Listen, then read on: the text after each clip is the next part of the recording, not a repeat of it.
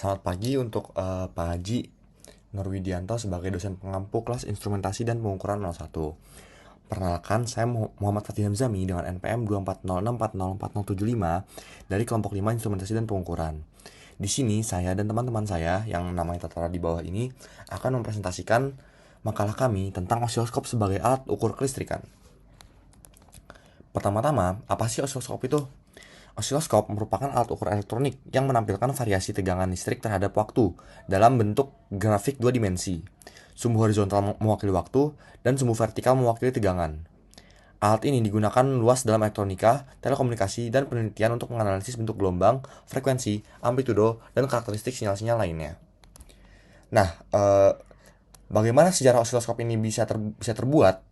Pertama-tama, pada akhir abad ke-19, Andre Eugene Blondel tepat pada tahun 1893 menciptakan instrumen mekanik pertama.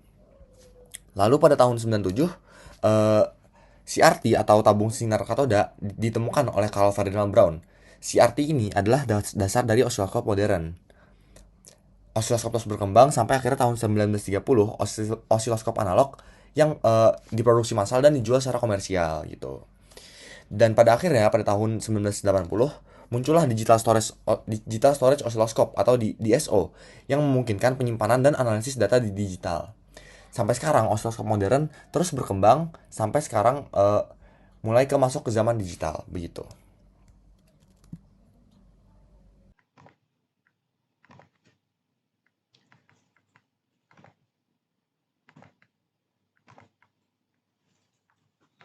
Baik, sekarang saya akan membahas jenis-jenis osiloskop modern. Osiloskop terbagi berdasarkan prinsip kerjanya dari osiloskop analog hingga osiloskop digital.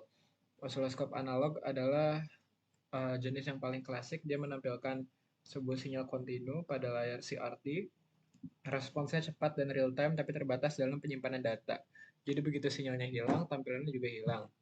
Terus ada Digital Storage Oscilloscope atau DSO, mengubah sinyal analog menjadi data digital melalui ADC. Keunggulannya dia adalah mampu merekam, menyimpan, dan menganalisis data sinyal secara akurat. Bahkan bisa menangkap sinyal transient yang hanya muncul sekali atau single shot signal. Ada lagi namanya DPO, Digital Phosphor Oscilloscope. Lebih canggih lagi, DPO dapat menampilkan intensitas gelombang secara realistis dengan kecepatan akuisisi tinggi. Semakin terang suatu bagian gelombang, semakin sering pola tersebut muncul. Ini sangat berguna untuk mendeteksi anomali atau glitch yang jarang terjadi. Ada lagi namanya MSO atau Mixed Signal Oscilloscope, dirancang untuk menampilkan sinyal analog dan digital secara bersamaan. Sangat cocok untuk debugging sistem embedded atau microcontroller yang menggunakan kedua jenis sinyal. Ada lagi yang tidak ada di PPT ini yaitu Mixed Domain Oscilloscope Signal atau MDO. Adalah yang paling lengkap. MDO dapat menganalisis sinyal dalam domain waktu dan frekuensi sekaligus, sangat powerful untuk aplikasi RF atau komunikasi wireless. Nah, perbandingan osiloskop versus digital. Dari segi prinsip kerja, osiloskop analog cara kerjanya adalah mengambil berkas elektronik langsung menggambar gelombang pada layar CRT. Prosesnya langsung tanpa ada konversi. Jadi benar-benar dari berkas elektronnya langsung digraf dalam layar CRT-nya. Sementara osiloskop digital mengkonversi sinyal analog ke data digital melalui ADC baru ditampilkan. Kalau dari segi tampilannya, osiloskop analog menampilkan sinyal real time dengan respons sangat cepat dan intensitas yang bervariasi. Kalau yang digital menampilkan titik-titik digital yang direkonstruksi pada layar LCD atau LED. Dalam penyimpanan datanya, analog bersifat sementara, jadi tidak dapat disimpan. Sementara kalau yang digital mampu merekam dan menyimpan sinyal, bahkan sinyal transient atau single shot yang hanya muncul sekali. Kalau dari fitur analisisnya, analog sangat-sangat terbatas, pengukuran harus manual. Sementara yang digital pengukuran otomatis dapat melakukan fast Fourier transform untuk analisis spektrum, integrasi dengan komputer, dan berbagai analisis canggih lainnya.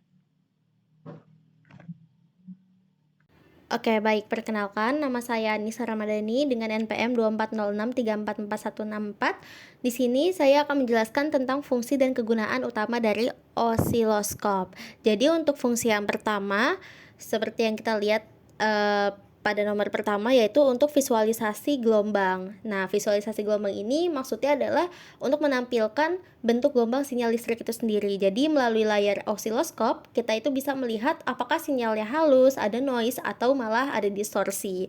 Nah, dari situ kita juga bisa tahu bagaimana karakteristik sinyal yang kita ukur, misalnya apakah bentuknya sinus, kotak, atau segitiga. Lalu yang kedua adalah untuk pengukuran parameter. Selain untuk melihat bentuk gelombang, osiloskop juga bisa digunakan untuk mengukur berbagai parameter penting, misalnya untuk mengukur nilai maksimum dan minimum tegangan, beda puncak atau frekuensi, periode dan waktu naik turun sinyal pun juga bisa dihitung melalui osiloskop ini.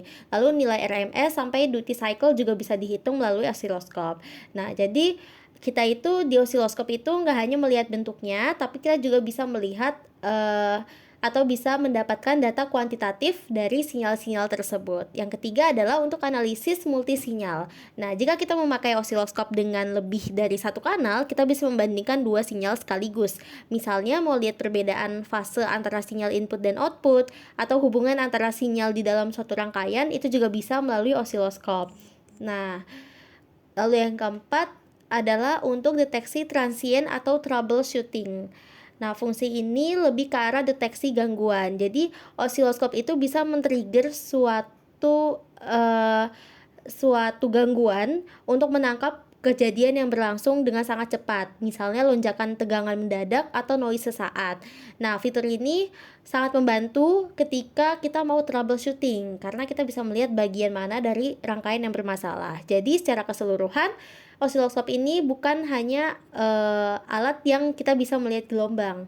Nah, osiloskop ini merupakan alat analisis lengkap yang membantu kita memahami sinyal secara visual dan numerik, serta mendeteksi masalah dalam sistem elektronik itu sendiri. Baik, sekian, terima kasih. Perkenalkan, nama saya Wafa Nazmi Hatski Fairuzi. Di sini saya akan menjelaskan mengenai fitur kunci osiloskop, di mana fitur-fitur kunci osiloskop ini didesain untuk mengatur dan menganalisis sinyal secara mendalam.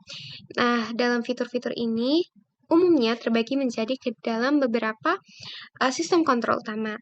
Nah, yang pertama di sini ada sistem vertikal, di mana dia ini untuk menangani aspek tegangan, di mana untuk pengaturan utamanya seperti volts per div ini untuk menentukan sensitivitas tegangan yang diukur per divisi pada layar.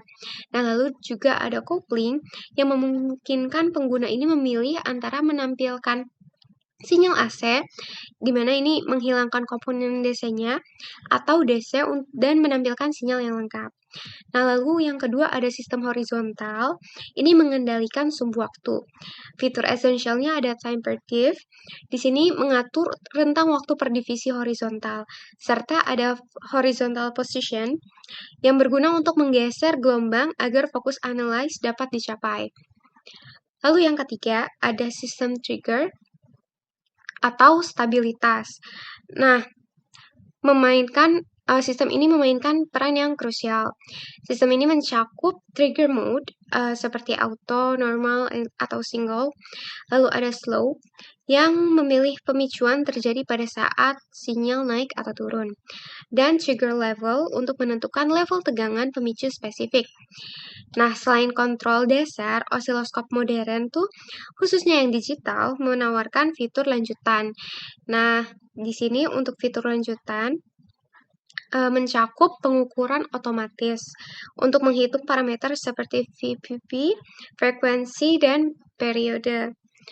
Lalu ada fungsi matematis seperti penjumlahan dan FFT, Fast Fourier Transform, dan kursor yang memfasilitasi untuk pengukuran manual yang akurat. Perkenalkan, saya Yolanda Evianida, Teknik Elektro dengan NPM 24063444290. Di sini saya akan menjelaskan prinsip kerja osiloskop analog dan digital.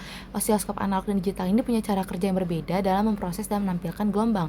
Kalau osiloskop analog atau ART menggunakan tegangan input untuk menggerakkan berkas elektron dalam tabung CRT secara langsung dan menghasilkan tampilan real time tanpa tundaan. Untuk kelebihannya, harganya lebih murah, real time, baik untuk gelombang kompleks atau seperti video atau RF. Keterbatasannya tidak dapat menangkap bagian gelombang sebelum pemicu, layar berkedip pada frekuensi rendah. Osiloskop digital atau DSO mencuplik sampling gelombang, mengubahnya menjadi besaran digital or ADC, dan menyimpan nilai-nilai tegangan di memori.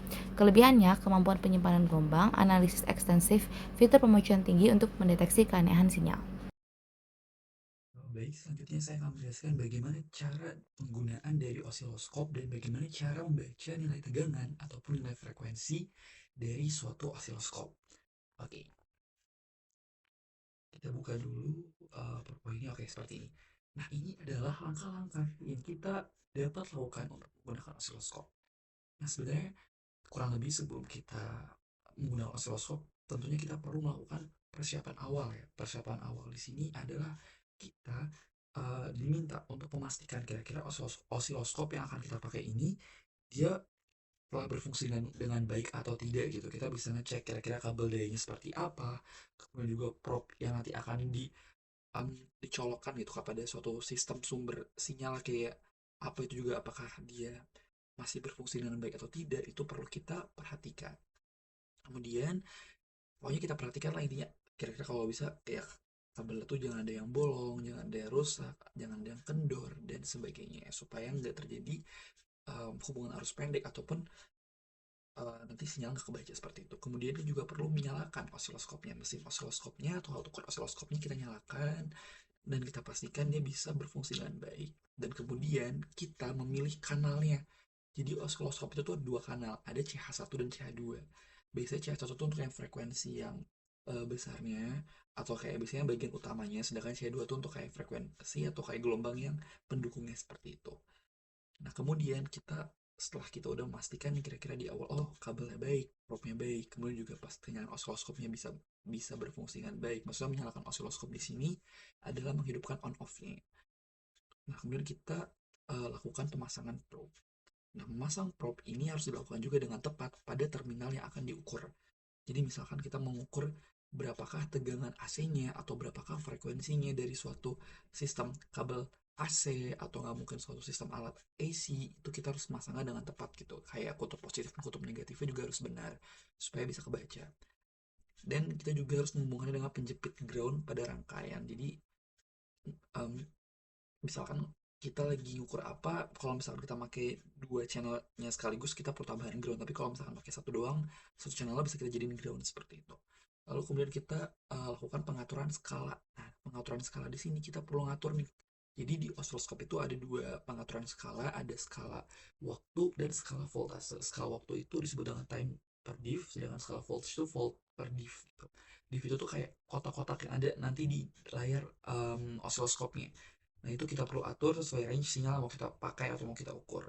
Setelah itu kita juga perlu menentukan trigger gitu. Kita harus mengkondisikan tingkat pemicu atau trigger levelnya agar tampilan gelombangnya itu lebih stabil dan nggak bergerak-gerak yang arahnya tuh anomali seperti itu. Jadi trigger nih dari skala udah kita aturlah triggernya seperti apa. Dan terakhir kita lakukan pengamatan dan analisis.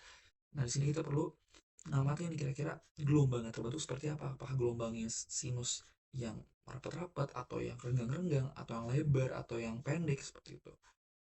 Kita juga perlu ngamatin kira-kira kotak-kotak yang kebentuk tadi itu kayak gimana untuk kita bisa mengamati atau menganalisis kira-kira frekuensinya berapa, amplitude gelombangnya berapa dengan menggunakan kursor atau fitur FFT untuk analisa yang lebih mendalam.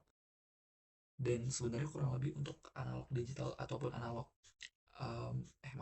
untuk osiloskop analog ataupun osiloskop digital itu bagian tampilannya kurang lebih hampir mirip, cuma mungkin nanti fitur-fiturnya aja agak beda karena kan yang satu masih analog atau digital. Nah, ini ada gambarannya kira-kira osiloskop itu kan tadi aku bilang kan bisa untuk mengukur tegangan ataupun frekuensi. Untuk tegangan sendiri tuh mungkin tampilan nanti bisa kayak gini, kayak ada yang kotak-kotak gini terus ada kebentuk gelombang kan. Nah, untuk kotak-kotak ini bisa kita lihat kalau dari gambar ya, dari satu gelombang itu kan dia kan ada 4 kotak ya, karena kan satu gelombang kan dari satu bukit ke satu lembah ya. Nah, dari untuk mencapai satu bukit satu lembah itu dia ada 4 gelombang ke kanan dan juga 4 gelombang ke atas. Kalau dari puncak ke lembah, dari yang paling atas ke yang paling bawah itu juga kebetulan 4 kotak juga. Makanya untuk voltasenya sendiri, untuk tegangan VP dari puncak ke puncaknya itu yaitu berarti 4 div, atau kalau dalam voltase berarti 4 div kali 5 yaitu 20 volt. Ini VP-nya 20 volt. Tapi untuk tegangan tegangan AC-nya juga untuk tegangan dari yang benar-benar kayak maksimal dari atas, tegangan amplitude maksimal dari atas ke bawahnya itu juga kebetulan 20 volt seperti itu. Nah, sedangkan untuk menghitung frekuensinya kita tinggal melihat sama kayak tadi, kita melihat periodenya. Periode kan adalah waktu yang diperlukan untuk mencapai satu buah gelombang. Berarti waktu yang diperlukan untuk mencapai satu lembah dan satu bukit. Dan kebetulan itu juga 4 div atau 4 kotak kan. Nah, untuk menghitung periode itu sebenarnya sama kayak ngitung tegangan, itu dari 4 div-nya dikali sama um, apa ya, acuan waktunya kita. Misalkan acuan waktu itu tuh 5 milisecond per div, berarti kan 4 dikali 5 20 milisecond per div. Dan untuk frekuensi itu kan apa, satu per periode kan. Karena frekuensi satu per periode, maka satu dibagi 20 milisekon atau 1 per 0,02 sekon itu sekitar 50 Hz seperti itu. Kurang lebih cara menghitung dan membacanya seperti itu. Nah, ini sini aku mau nampilin kira-kira gimana sih kalau misalkan dalam simulasi. Nah, ini di simulasinya contohnya, ini ada contoh tampilan dari osiloskop ya. Ini nanti tombol on off-nya power kita nyalain, ini buat pengaturan channel-channel. Nah, ini misalkan kita fokus channel 1, channel 2 nya aku hubung as a ground seperti itu. Nah, channel 1 nya ini aku atur di acuannya di 2 volts per div di 2 dan time div di 0,2. Dan setelah kita bisa adjust gitu ya, nggak terlalu, aku kurang ngerti kenapa di sini nggak terlalu ada perubahan ya. Kemudian ini ada bagian dual. Nah, ini kalau misalkan kita gabungin ini antara CH1 sama CH2, nah ini tampil dalam XY yang bikin gak kelihatan malah ya, seperti itu. Oke, kurang lebih seperti ini tampilannya. Dan kalau kita lihat ya, dari gambar dari yang ditampilin, untuk mencapai satu lembah sampai satu bukitnya itu perlu kurang lebih 1, 2, 3, 4, 5 kotak. Berarti karena acuannya 2 volt ya, um, salah, kalau kita misalkan mau ngitung frekuensinya, berarti kan kalau periodenya kan acuan 0,2 milisekon ya, berarti 5 dikali 0,2 milisekon itu kan 1 milisekon. 1 milisekon kalau kita cari frekuensi kan berarti 1 per periode ya, atau 1 milisekon. Kalau diubah ke sekon berarti kan 1/10⁻³ atau sama dengan 10⁻³ ya, berarti frekuensinya adalah 1000 Hz. Coba kita lihat di bawah. Nah, ini kalian baca nih, frekuensinya benar kan 1000 Hz. Dan amplitudenya benar 2. Kenapa 2? Karena kan amplitude kan dari atas ke bawah ya, ke bagian standarnya gitu. Kan satu kotak nilainya 2 volt, makanya amplitude juga 2 volt. Offsetnya nggak ada, pace-nya kebetulan di sini 0 karena kan cuman antara, karena kan nggak ada teman yang lainnya ya, seperti itu. Nah, ini bisa nanti kayak atur-atur, misalkan nih kayak digedein tuh, bisa digedein kecilin, makin gede dia malah makin kelihatan nggak begitu, gelombangnya makin pendek ya. Ini bisa kita atur lagi tuh. Terus juga waktunya juga bisa kita atur, dan dia nih tuh bisa bergerak-gerak seperti itu. Intinya seperti itulah. Ini gambaran kalau misalkan secara virtualnya. Oke, mungkin penjelasannya cukup sekian dari saya. Kurang lebih mohon maaf. Assalamualaikum warahmatullahi wabarakatuh.